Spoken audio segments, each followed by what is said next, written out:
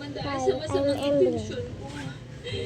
Kung di ako maniwalang ikaw si Coco, nag-aalala ako na baka masaktan at maglayos ka. Kaya nung una, tinanggap ko ang katawan mo bilang si Coco. Pero ngayon, nagsisimula na ako masanay dun sa katauhan niya. Kaya parang nawawala na ako sa hanap ko kay Professor ko.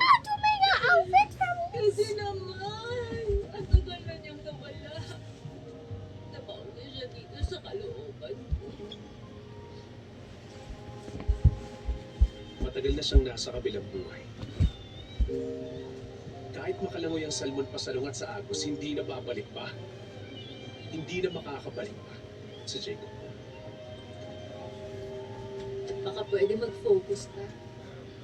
At subukan mag-isipin ng dahan-dahan tungkol sa kung anong klaseng tao ka. Professor Do, ikaw ay sobrang talino, napakaamo, at nakakatuwa ka rin kasama. Ano pala si Kokdo? Wala ba siyang kwenta, bastos at pangit kasama? Hindi ako ganito klaseng Diyos dati. Bakit mo pa ba hinahanap ang matagal nang wala? Hindi ba ako sapat? Si Kokdo kasi ay hindi naman totoo. Totoo.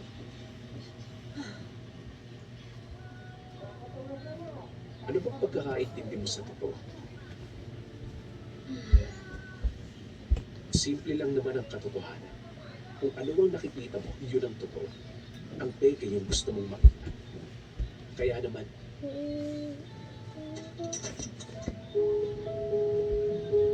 nakikita mo ang totoo ako.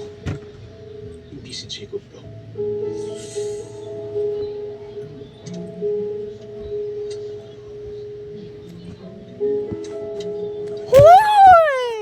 Kapag bumalik na ang alaala mo sa tayo mo sa tulingan, sa kung ano ang totoo. Hindi na siya babalik. Ano ka ba? Bakit nga? Si Kokdo ang buhay at nandito. Paano siya babalik pa? Kung ganun pala, dapat si Kokdo ang mawala.